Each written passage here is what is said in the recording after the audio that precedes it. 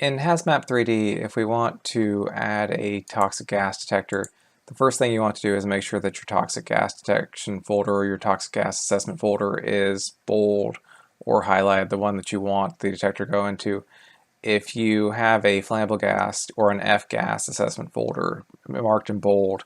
then when you click the point gas detector tool and add a detector, what you're actually going to get here is a flammable gas detector. And I'm not sure if you can actually do I'm pretty sure you can't do a copy and paste from a flammable gas to a toxic gas folder. So you want to make sure that you, at a minimum, have a toxic gas folder selected, and then you want to click on the Add Point Gas Detector tool,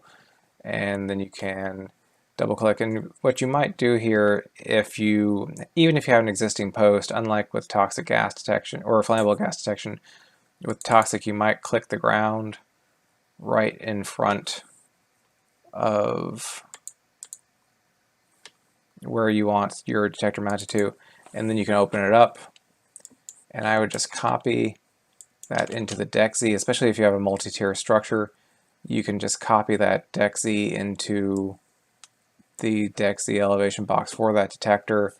and then you can add about 1.5 meters to this and bump that up and hit save, and then you can run an assessment. And something worth remembering here is that we do have the elevation warning for the toxic gas detectors. And that's why I set that, because if you look, I've set this assessment up to cover all three of these levels of this area, so I can assess this entire block or this entire unit in one toxic gas assessment. But if I don't enter in a value for DEXZ, it's going to reference the 100.2 meter elevation or Z value for the assessment rather than this override value. So if I just zero this out and hit OK and run an assessment, I'm going to get fussed at for having my detector outside the breathing range.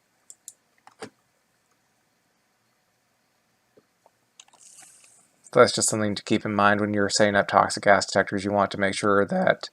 either you're assessing one level and your DEXZ is set correctly, or that you are setting the DEXZ individually for each detector, especially if you have multiple levels or platforms that you're trying to monitor, because that way you get the accurate ALD elevation and you don't get fussed at by the elevation warning.